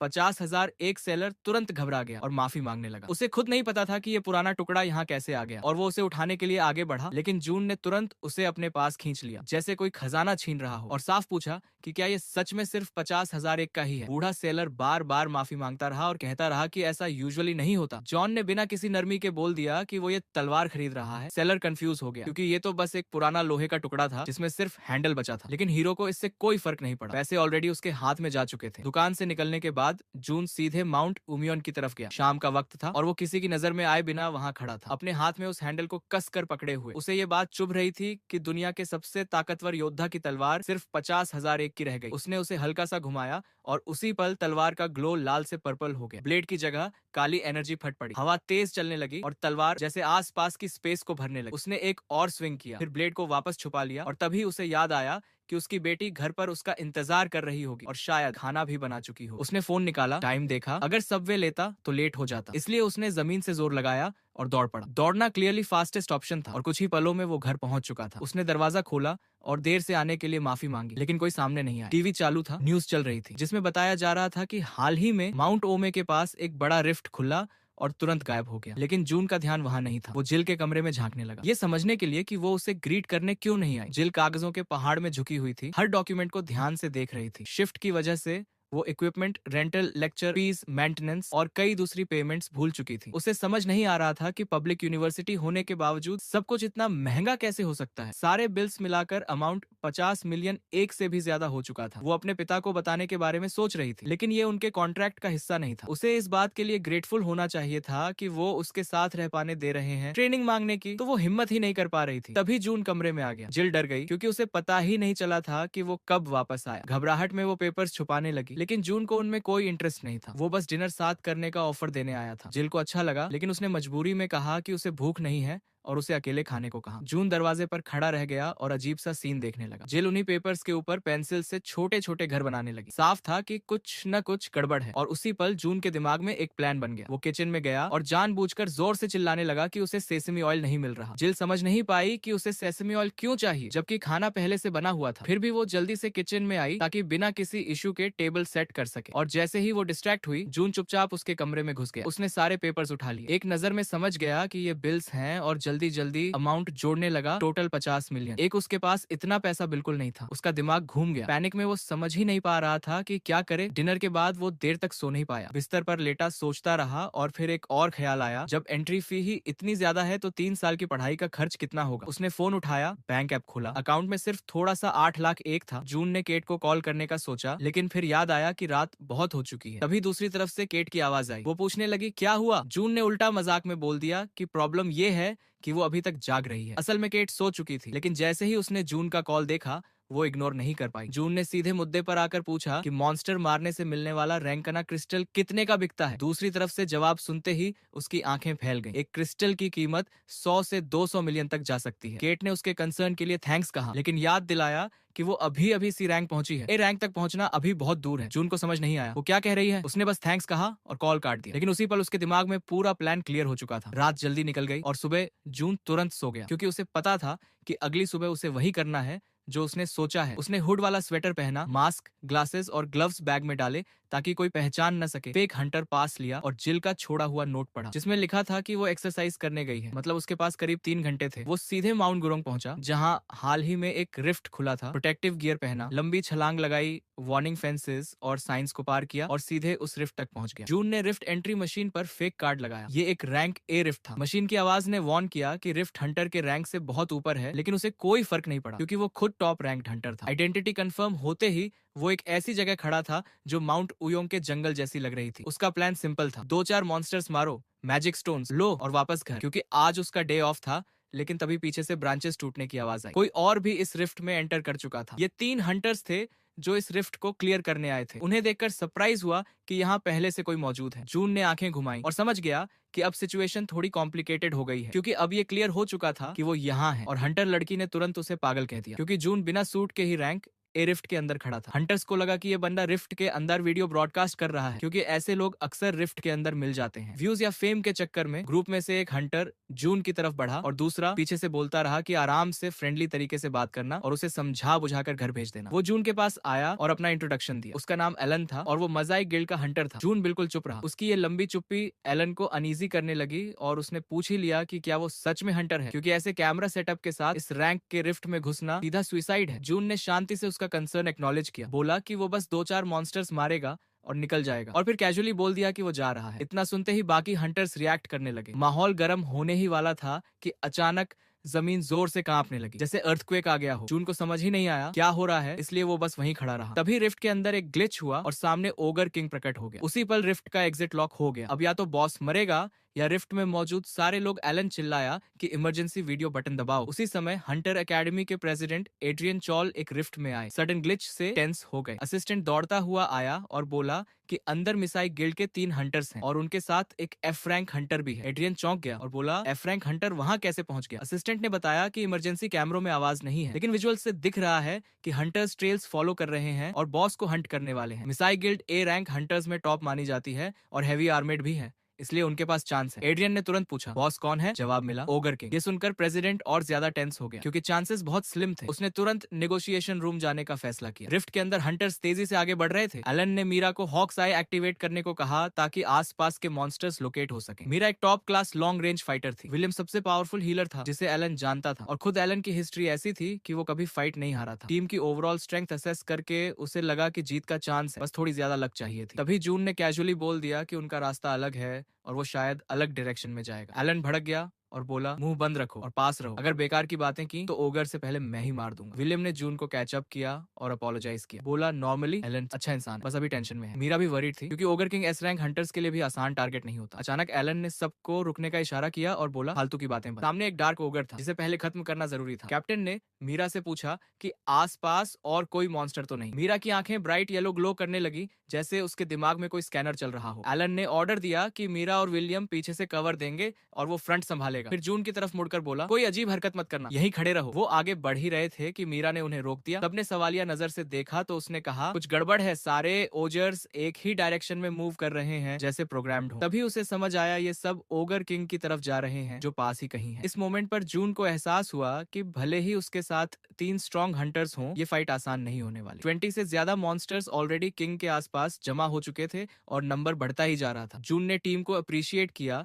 लेकिन यह भी समझ गया कि उनकी एबिलिटी से वो ज्यादा दूर नहीं जा पाएगा, इसलिए उसने खुद एक्शन लेने का फैसला किया और ओजीआर्स की तरफ बढ़ने लगा। एलन ने उसे जैकेट से पकड़ लिया जैसे सुसाइड बॉम्बर को रोक रहे हों और बोला, यहीं खड़ा रहे और सिर नीचे रख। जून कुछ बुदबुदाया तो एलन चिल्लाया कि अगर तेरी वजह से कुछ गड़बड़ हुई तो ओगर से पहले मैं तुझे मार दूंगा। जून ने हाथ जोड़कर बोला, बस एक बार सुन लो। हंटर गुस्से में कांप रहा था। अब वो चिल्लाया नहीं बल्कि ठंडी आवाज में बोला, चुप रहो वरना अभी मर जाओ। जून झाड़ियों में लेट गया, हामी भरी और बोला, जो करना है कर लो। एलन को लगा अब टाइम वेस्ट नहीं कर सकते, ओगर्स को एक एक करके गिराना होगा। जब तक मौका है फिर मीरा की स्नाइपर एबिलिटी यूज करेंगे, और उन्होंने एक ऐसे मॉन्स्टर को सराउंड किया जो साइज में उनसे 2 गुना था। एलन ने पावरफुल स्ट्राइक के लिए सोर्ड उठाई, लेकिन अगले ही पल उसका चेहरा डर से भर गया। डार्क ओगर ने हवा में ही सोर्ड पकड़ ली अपने विशाल हाथ से। मीरा ने तुरंत डिस्ट्रैक्शन के लिए एक्सप्लोसिव एरोज की बैराज उसके पीछे दाग दी। वो थोड़ी दूरी पर कॉन्फिडेंट खड़ी थी, जबकि विलियम घबराया हुआ था। मॉन्स्टर ने एरोज झेलते हुए उनकी तरफ रुक किया। विलियम ने लेजर पिस्टल फायर करना शुरू किया ताकि अटेंशन बनी रहे। मशीन जैसा मॉन्स्टर उनकी तरफ बढ़ रहा था। विलियम ने एलन को जल्दी करने को कहा। एलन ने कहा, हीरो मत बनो, और सोर्ड उठाकर पूरी ताकत से वार किया। ओगर के घुटनों के नीचे लेग्स काट दिए। मॉन्स्टर दर्द से गरज उठा, उसकी आंखें गुस्से से लाल हो गईं। यही परफेक्ट मोमेंट था एलन के लिए फाइनल स्ट्राइक का। उसने मौका नहीं छोड़ा, सोर्ड सीधा उसकी पीठ में घुसा दी। काला खून बह निकला। ओगर गिर चुका था। उन्होंने जायंट को जल्दी खत्म कर दिया। एलन ने सांसें संभाली और मीरा से पूछा, नेक्स्ट टारगेट कहाँ है? उसने कहा, बहुत पास है। एलन बोला, टाइम वेस्ट मत करो, अभी चलते हैं। तभी विलियम ने झाड़ियों की तरफ देखा जहाँ जून होना चाहिए था, लेकिन जून वहां नहीं था, वो गायब हो चुका था। मतलब अब इस बेवकूफ को ढूंढना पड़ेगा। थोड़ी दूर पर लाइट म्यूजिक जैसा कुछ चल रहा था। चारों तरफ रोशनी की किरणें घूम रही थी। उस डिस्को का कल्प्रिट जून था। सब शांत होने के बाद वो मैदान में खड़ा था। चारों तरफ मरे हुए ओजर्स पड़े थे। उसने एक टहनी उठाई और ओजर्स को पोक करके उनके क्रिस्टल्स निकालने लगा। एक और ब्लू क्रिस्टल निकालकर खुश हो गया और ब्रीफ केस में रख लिया। उसे लगा इतना काफी है, लेकिन वापस जाना पॉसिबल नहीं था। एग्जिट अभी भी लॉक्ड था। ओगर किंग को जल्दी पकड़ना जरूरी था। उसे याद आया एलन ने धमकी दी थी, इसलिए उसने सोचा लेट कर आराम करते हैं और हंटर्स को पसीना बहाने देते हैं, बैटलफील्ड में। ठीक यही हुआ। एलन ओगर पर चढ़कर उसकी गर्दन काटने की कोशिश कर रहा था। मीरा उसके चेहरे पर लगातार एरोस चला रही थी और आखिरकार ओगर जमीन पर गिरा। एलन को भी साथ में गिरा दिया। विलियम जमीन पर बैठ गया। उसकी ताकत खत्म हो चुकी थी। एलन उसके ऊपर पड़ा था। हंटर्स ने कहा, ये ओपोनेंट्स सच में टफ हैं, लेकिन सवाल अब भी वही था, मॉन्स्टर्स लगातार इकट्ठा क्यों हो रहे हैं? उन्होंने अब तक सिर्फ 11 मॉन्स्टर्स मारे थे। उनकी सारी स्ट्रेंथ लगभग खत्म हो चुकी थी। अब जीत का बस एक ही तरीका बचा था कि ओगर किंग कोई बड़ी मिस्टेक कर दे। एलन दिमाग पर जोर डाल ही रहा था कि पीछे से विलियम की डरी हुई आवाज आई। आवाज में ऐसा डर था कि एलन तुरंत पलटा और जैसे ही उसने पीछे देखा, उसे डर की वजह समझ आ गई। ठीक उनके पीछे मॉन्स्टर्स की एक पूरी की पूरी आर्मी खड़ी थी और बीच में खुद ओगर किंग था। एलन के चेहरे पर डर भी था और गुस्सा भी, क्योंकि उसे समझ ही नहीं आया कि ये सब इतनी जल्दी कब इकट्ठा हो गए। अब तैयारी का बिल्कुल भी टाइम नहीं था। इन्हीं हालात में फाइट करनी थी। एलन ने खुद को संभालते हुए सबको फोकस रहने को कहा और बोला कि हमें बेहद केयरफुल रहना होगा। उसने आइडिया दिया कि धीरे धीरे पीछे हटते हुए एक एक करके मॉन्स्टर्स को पिक करें, लेकिन बोलते बोलते वो खुद रुक गया। उसे भी एहसास हो गया था, शायद यही एंड है, अब कुछ बचा नहीं है, शायद आज यही सब मरने वाले हैं। और तभी अचानक एक जोरदार एक्सप्लोजन हुआ। ओगर्स ने हमला कर दिया। उस झटके से विलियम उड़ता हुआ जाकर पेड़ से टकराया। ओगर किंग ने एक भयानक दहाड़ मारी, जैसे अपनी आर्मी को अटैक का सिग्नल दे रहा हो। ओगर्स सीधे मीरा और एलन की तरफ बढ़ने लगे और उसी पल मीरा के दिमाग में अजीब ख्याल आया कि शायद आज सुबह का ब्रेकफास्ट उसकी लाइफ का सबसे टेस्टी और आखिरी ब्रेकफास्ट था। ठीक की स्त्री टीम का कैप्टन तुरंत उसके आगे आकर खड़ा हो गया और उसे चिल्लाकर कहा कि भागो, विलियम को साथ लेकर निकल जाओ, मैं इन्हें रोकता हूँ। लेकिन मीरा के शरीर में इतनी ताकत ही नहीं बची थी कि वो हिल सके। तब एलन ने और जोर से कमांड किया ताकि उसे साफ समझ आ जाए कि ये मजाक नहीं है, वो सच में उन्हें निकलने का ऑर्डर दे रहा है। और बिना एक पल गंवाए वो अपनी लंबी सोर्ड आगे करके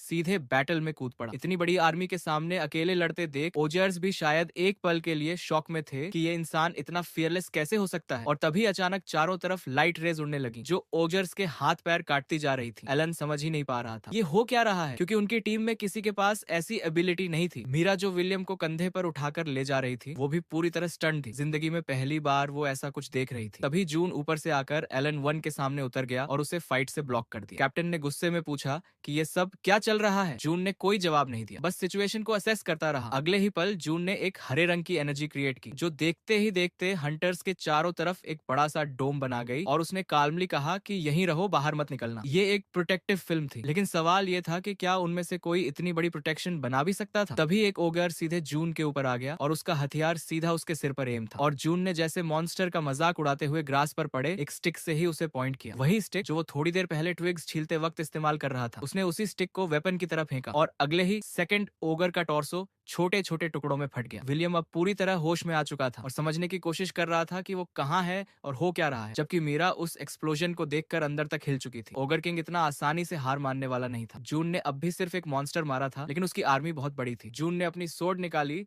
और तय कर लिया कि जब वो यहाँ है तो अब पूरी ताकत से जीतेगा। वो शांति से आर्मी को देखता रहा और सोर्ड के हिल्ट को ऐसे उछालने लगा जैसे उनके साथ खेल रहा हो। फिर अचानक उसने पूरी ताकत से हिल्ट को हवा में फेंका और उसी पल ब्लेड पूरी तरह अवेकन हो गई। उसी सेकंड उस जगह पर जहां सोर्ड थी तेज थंडर गूंजने लगी, लाइटनिंग चमक उठी, जमीन कांपने लगी। एलन समझ नहीं पा रहा था ये कैसी थंडर है और कहां से आ रही है। विलियम कमजोरी या चोट की वजह से उल्टी करने लगा। मीरा ने कांपती आवाज में कहा कि ये नॉर्मल थंडर नहीं है। उसके सिर में तेज दर्द होने लगा। एलन ने आंखें बंद कर ली। थंडर और तेज होती गई, आंखों में दर्द होने लगा। जमीन से ऐसी वाइब्रेशन उठ रही थी कि खड़ा रहना मुश्किल हो रहा था, लेकिन जून पर इसका कोई असर नहीं था। वो अपनी जगह मजबूती से खड़ा था और हाथ के इशारे से अपनी एबिलिटीज को कंट्रोल कर रहा था। फिर से लाइट रेस पूरे मैदान में दौड़ने लगी। कहीं लिम्स कट रहे थे, कहीं मॉन्स्टर्स के शरीर में सीधे होल्स बन रहे थे। हर नए एक्शन के साथ वो एफ्रैंक हंटर और ज्यादा लीथल होता जा रहा था। किसी को समझ नहीं आ रहा था उसने सोर्ड मास्टरी कब और कैसे हासिल की। और फिर वो रेस सीधे ओगर किंग तक पहुंच गई। सारी पावर उसी पर गिर पड़ी क्योंकि उसकी पूरी आर्मी खत्म हो चुकी थी। ओगर किंग के मुंह से एक दर्दनाक चीख निकली,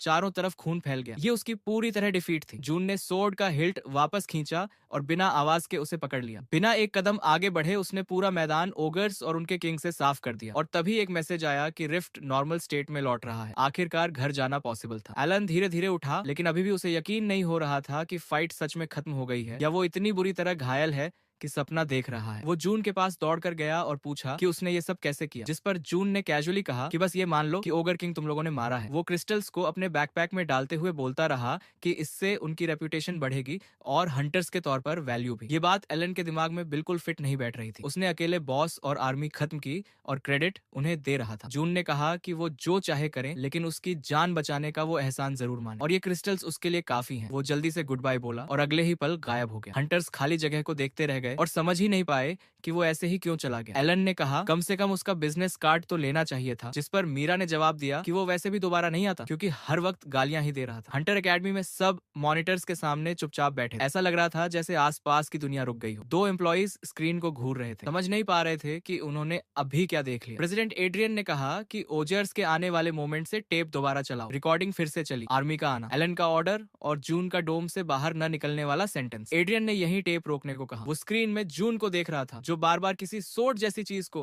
फेंक रहा था। जूम करने पर साफ हुआ कि वो सोड नहीं, सिर्फ एक हैंडल था। इसके बाद थंडर और सिर दर्द की स्क्रीम्स आई और यहीं सभी कैमरास की रिकॉर्डिंग बंद हो गई। एक एम्प्लॉई ने बताया जिस पर एड्रियन ने उसका नाम पूछा, उसने कहा किम प्रेसिडेंट, और ज्यादा टेंस हो गया। वो इस हंटर की इंफॉर्मेशन निकालने की कोशिश करता रहा, लेकिन कॉलिग्स ने बताया कि कुछ भी रियल नहीं है। रजिस्ट्रेशन नंबर, एड्रेस सब फेक है, यहाँ तक कि डेट ऑफ बर्थ भी 99 दिन 99 महीना 999। उसने पूछा क्या किसी ने देखा कि वो रिफ्ट से बाहर कैसे निकला, क्योंकि और हंटर्स भी भेजे गए थे। एड्रियन ने सोचने के लिए अपनी उंगलियां कनपट्टी पर रखी, लेकिन कोई जवाब नहीं था। एक बात साफ थी, उसकी स्किल्स कम से कम एस रैंक से भी ऊपर की थी। उसे अब साफ समझ आ गया था कि जून ने माना को सीधे सोर्ड में ट्रांसफर करने वाली टेक्निक पूरी तरह मास्टर कर ली है, और जो प्रोटेक्टिव फिल्म उसने बनाई थी वो कोई नॉर्मल बैरियर नहीं बल्कि एक स्पेशल स्किल का इस्तेमाल था। प्रेसिडेंट एड्रियन जितना जानता था उसके हिसाब से हंटर्स की दुनिया में इस तरह की फाइटिंग स्टाइल और कंट्रोल रखने वाला कोई भी रजिस्टर्ड हंटर मौजूद नहीं था, और उसे पूरा भरोसा था कि बहुत जल्द ये बात बाहर आ ही जाएगी। उधर जून पहले ही घर पहुंच चुका था और लिटरली जिल के आने से सिर्फ 10 मिनट पहले अंदर घुस पाया। जैसे ही डोर का लॉक क्लिक हुआ, उसने बिल्कुल नॉर्मल अंदाज में उससे पूछा कि वो कहाँ गई थी। जिल किचन में गई,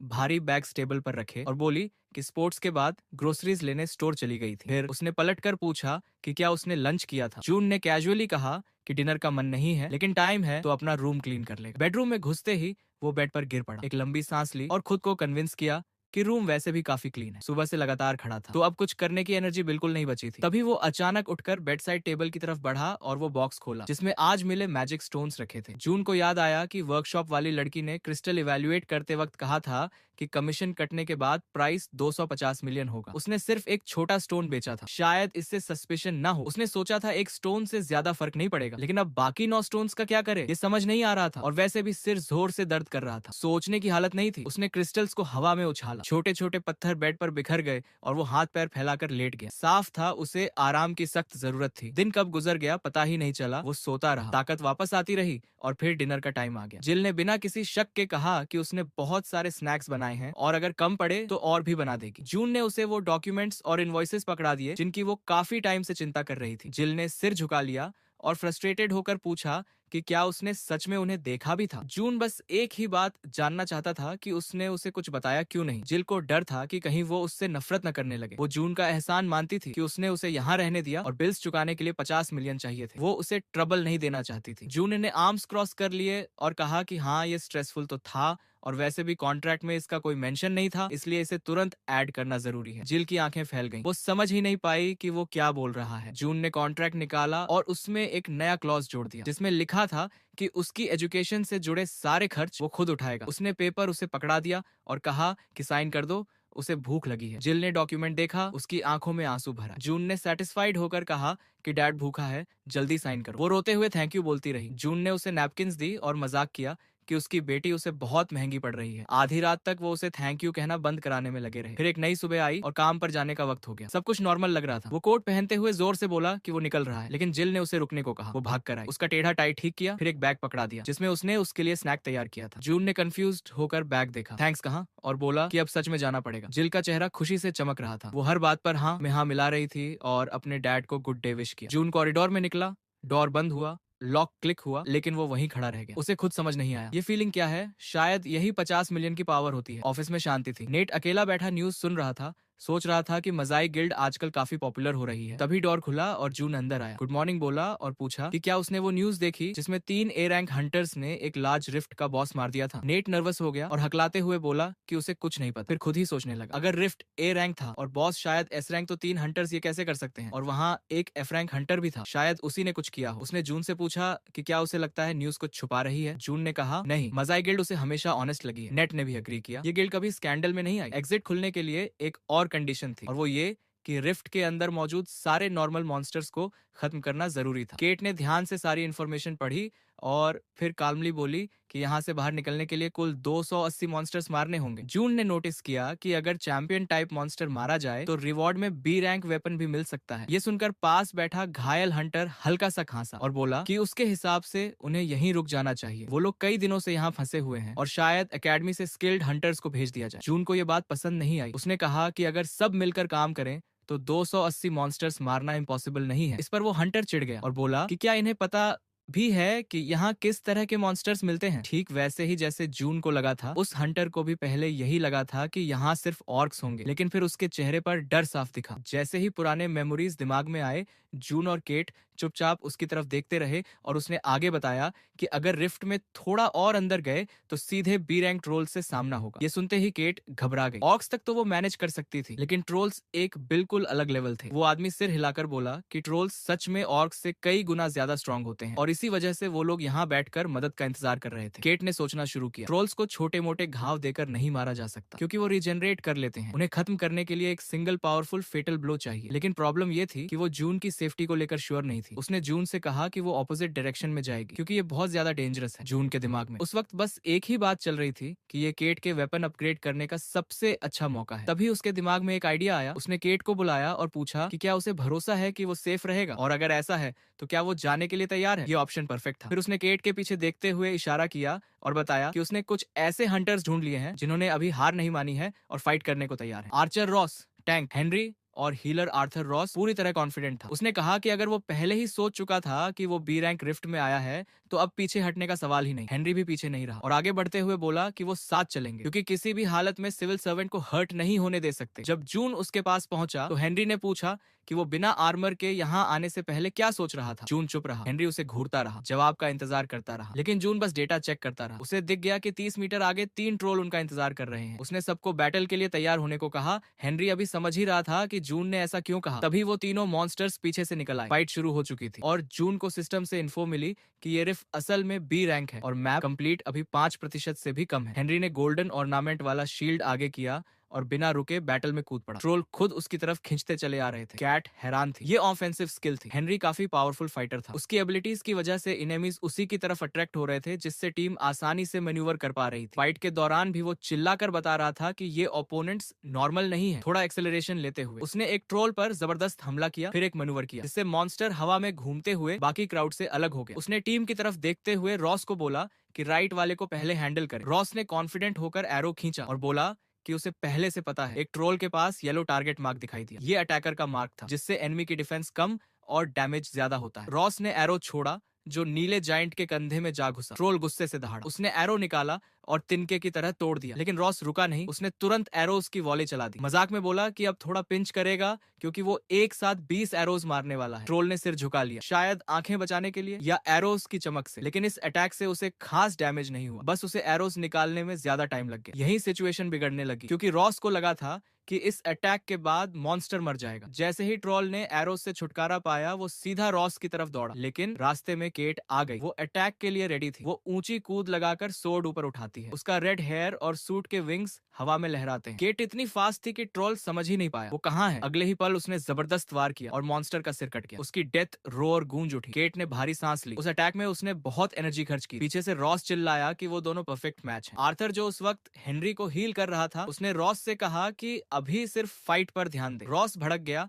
और बोला कि उसने ऐसा क्या कह दिया। आर्थर ने कामली जवाब दिया कि बैटल के बीच बेवजह की बहस नहीं करनी चाहिए। केट ने जून के पास आकर पूछा कि सब ठीक है या नहीं। जून थोड़ा कंफ्यूज्ड बोला कि वो तो बस फाइट देख रहा है, इंटरफियर करने का इरादा नहीं है। केट ने कहा कि वो बस उसकी चिंता कर रही थी और खुश है कि वो सेफ है। जून का एक्सप्रेशन बदल गया। उसने केट से फोकस करने को कहा और उसी पल वो अपनी जगह से गायब हो गया और चिल्लाया कि केट पीछे देखो। एक विशाल ट्रोल पीछे से उड़ता हुआ आ रहा था जो उसे कुचल देना चाहता था। केट ने आखिरी पल में जंप करके खुद को बचाया। मॉन्स्टर के क्लॉज जमीन में धंस गए। हेनरी ने माफी मांगी। लगता है उसकी स्किल गलती से एक्टिवेट हो गई थी जिससे केट डेंजर में आ गई। ये वाकई बहुत खतरनाक था। केट सोचने लगी कि अगर मैनेजर को कुछ हो जाता तो वो उसकी सबसे बड़ी गलती होती और वो मर भी सकता था। ये सोच उसे कमजोर नहीं बल्कि और मजबूत बना गई। अब वो उसे प्रोटेक्ट करने के लिए सब कुछ तबाह करने को तैयार थी। उसने सोर्ड का हिल्ट कसकर पकड़ा जैसे वो हाथ से चिपक गया हो और केट पूरी ताकत से बैटल बैटल में कूद पड़ी। ट्रॉल ने मुंह खोला, शायद वो भी उसकी कॉन्फिडेंस देखकर चौंक गया। केट ने कई कटिंग ब्लोज मारे, फोर्सफुल होने के बावजूद वो मूवमेंट्स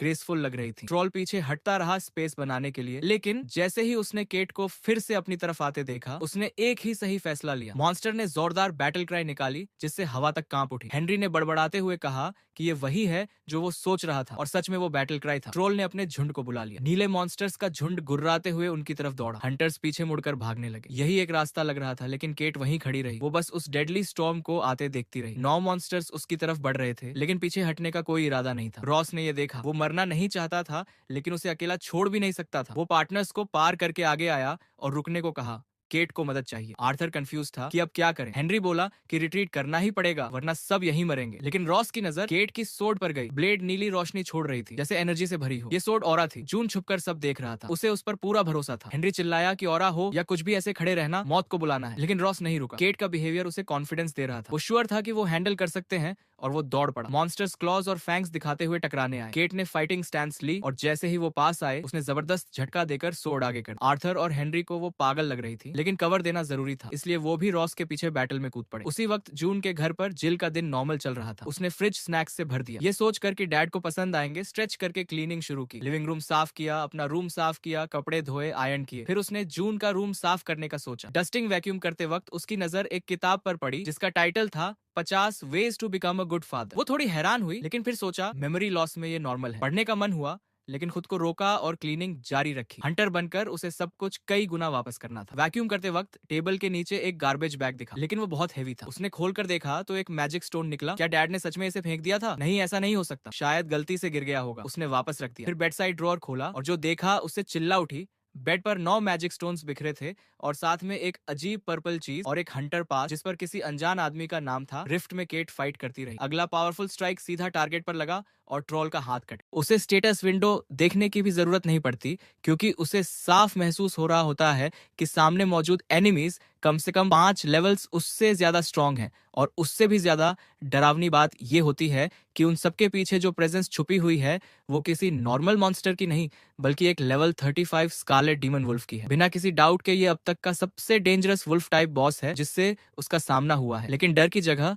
रयू के अंदर एक्साइटमेंट दौड़ जाती है, और वो मन ही मन हार्ट ब्रेकर्स का शुक्रिया अदा करता है कि उन्होंने उसे एक साथ इतने पावरफुल एनिमीज से लड़ने का मौका दिया। बिना एक पल सोचे वो अपना वेपन एक गॉब्लिन की तरफ फेंकता है, और एक बीटल मॉन्स्टर को सिंगल किक में कुचल देता है। शुरुआत में प्रेशर काफी इंटेंस लगता है, लेकिन बहुत जल्दी उसे एहसास हो जाता है कि सिचुएशन मैनेजेबल है। बीस्ट टाइप मॉन्स्टर्स हों, ह्यूमनॉइड एनिमीज हों, या इंसेक्टॉइड क्रीचर, सब बॉस तक पहुंचने से पहले उसके रास्ते में खड़े हैं। पहले से ज्यादा स्ट्रांग होने के बावजूद ये सब उसके लिए जाने पहचाने ओपोनेंट्स ही रहते हैं। वो उनके अटैक्स डॉज करता है, और प्रिसीजन के साथ उनके वीक पॉइंट्स पर वार करता है, जिससे फाइट उम्मीद से कहीं ज्यादा इजी लगने लगती है। लेवल्स हाई हैं, लेकिन असली खतरा नहीं बन पा रहे। असल प्रॉब्लम तो बैटलफील्ड में फैले हुए मैजिक सर्कल्स होते हैं, क्योंकि कितने ही मॉन्स्टर्स डिफीट करने के बाद भी नए एनिमीज एंडलेसली स्पॉन होते रहते हैं, और बॉस तक पहुंचना इम्पॉसिबल बना देते हैं। स्कारलेट डीमन वुल्फ तक उबासी लेता हुआ दिखता है, जैसे पूरा सीन उसे बोर कर रहा हो, और यही देखकर रायू के अंदर गुस्सा भर जाता है, और वो डिसाइड करता है कि मॉन्स्टर्स नहीं, बल्कि इन सर्कल्स को ही खत्म करना होगा। वो एक बार फिर अपने वेपन समन करता है, और ये फैक्ट छुपा लेता है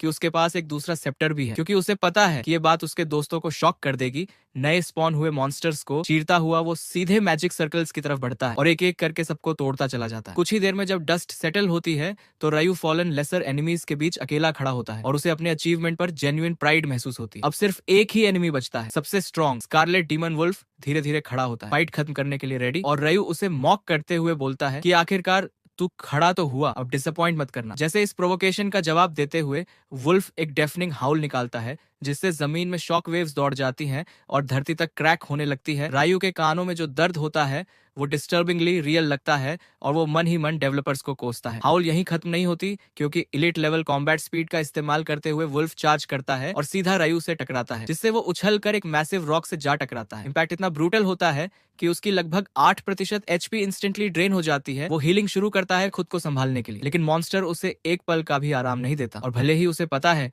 कि ये सिर्फ एक गेम है, फिर भी प्रेशर इतना ज्यादा होता है कि सांस लेना तक मुश्किल लगने लगता है। और तभी अचानक रायू हंस पड़ता है, क्योंकि यही ओवरवेलमिंग थ्रिल वो इतने समय से ढूंढ रहा था। वो एक बार फिर अपने प्रीस्ट वेपन्स समन करता है, और हर पॉसिबल एट्रीब्यूट के एन्चांटमेंट्स एक्टिवेट कर देता है। उसके स्टैट्स अनप्रेसिडेंटेड लेवल तक सर्च करने लगते हैं, और पावर उसके बॉडी में फ्लड हो जाती है। अब पूरी तरह एम्पावर्ड होकर वो डिसाइड करता है कि इस ओवरसाइज्ड पपी को अब गिराने का टाइम आ गया है। इधर रियल वर्ल्ड में कहीं लोग बात कर रहे होते हैं कि आखिरकार वो लॉन्ग अवेटेड डे आ ही गया है। काऊ बताती है कि आज रात क्रिम्सन मून नाइट है और पूछती है कि क्या उसने कभी इसमें पार्टिसिपेट किया है। सामने से जवाब आता है कि किया तो है, लेकिन 15 लेवल्स ऊपर के 100 से ज्यादा मॉन्स्टर्स का सामना करना इम्पॉसिबल है और ऐसा सिर्फ कोई पागल इंसान ही कर सकता है। कयू हंसते हुए बोलता है कि ये डिस्क्रिप्शन तो रायू पर बिल्कुल फिट बैठती है। फिर भी वो खुद से मानता है कि शायद ये डूबल नहीं है, यहाँ तक कि उसके लिए भी। तभी उनकी कॉन्वर्सेशन अचानक शिफ्ट हो जाती है जब काऊ रियलाइज करती है कि उसने पॉप्सिकल स्टिक से एक प्राइज जीत लिया है और सब हंसने लगते हैं। वहीं गेम की दुनिया में रयू का वेपन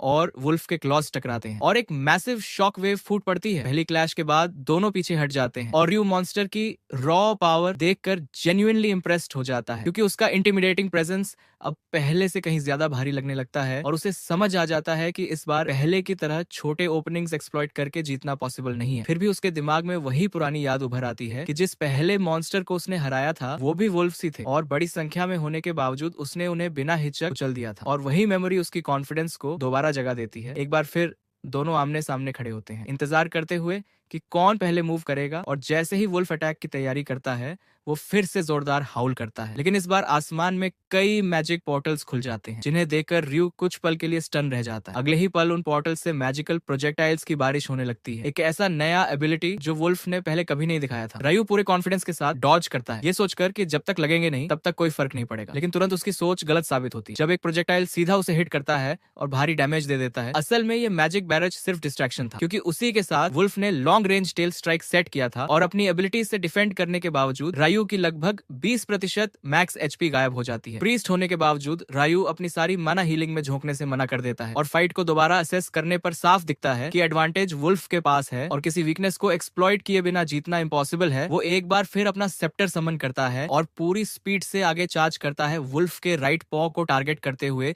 जो उस वक्त परफेक्टली पोजीशनड होता है, क्योंकि मैजिक रेन हर लिविंग बीइंग को 100% डैमेज देता है। अफेक्ट करती है, रयू वुल्फ के नीचे डाइव करता है और उसके मैसिव बॉडी को शील्ड की तरह इस्तेमाल करता है, जिससे लॉन्ग रेंज अटैक्स न्यूट्रलाइज हो जाते हैं और टेल की रीच भी लिमिट हो जाती है। अब वुल्फ के पास सिर्फ क्लॉज से अटैक करने का ऑप्शन बचता है और जैसे ही राइट क्लॉ ऊपर उठता है उसका बैक लेफ्ट लेग सबसे बड़ी वीकनेस बन जाता है। मौका देखते ही रयू डिसाइसिव स्ट्राइक करता है। वुल्फ अपने क्लॉज ठीक से यूज नहीं कर पाता और भले ही वो जंप करके पीछे हटे, आउटकम अब तय हो चुका होता है। इस एडवांटेज के साथ प्रोटैगनिस्ट लगातार आगे बढ़ता है और कई डिसाइसिव ब्लोज लैंड करता है और वुल्फ का एक सपोर्टिंग लेग पूरी तरह डैमेज होकर बेकार हो जाता है। स्ट्रेटेजी सक्सीड होते ही अब सिर्फ एक ही चीज बाकी रहती है, फाइनल स्ट्राइक से मॉन्स्टर को खत्म करना। विक्ट्री करीब आते ही उसकी ऑरा पूरे बॉडी में सर्ज करने लगती है और बीस्ट की टोटल एचपी का 10% से भी कम बचता है, तो रायू ओवरवेलमिंग कॉन्फिडेंस के साथ आगे चार्ज करता है। लेकिन ठीक उसी पल मॉन्स्टर के फॉरहेड पर उकेरा हुआ क्रीसेंट मून तेजी से चमकने लगता है, जैसे बैटलफील्ड के बीच एक छोटा सा सूरज उगाया हो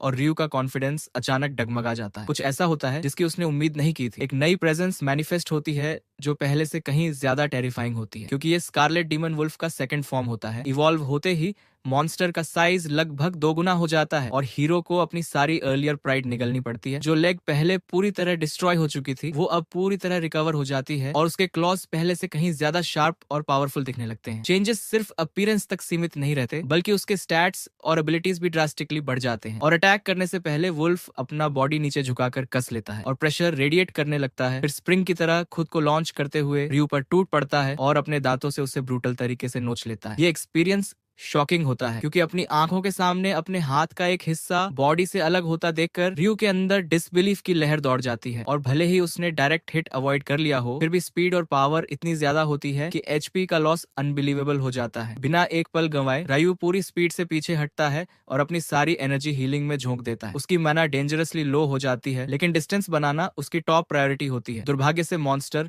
उसे आसानी से एस्केप नहीं करने देता और अचानक वुल्फ पीछा करना बंद कर देता है, जिससे रायू को लगता है कि अब फिर से मैजिक बैराज आने वाला है और वो सोचता है कि इसे डॉज कर लेगा। लेकिन तभी वो वुल्फ के मुंह के अंदर एनर्जी गैदर होती देख लेता है। डेंजर समझते ही एक मैसिव बीम फूट पड़ती है जो अपने रास्ते में आने वाली हर चीज को ओब्लिटरेट कर देती है और पीछे सिर्फ थिक स्मोक और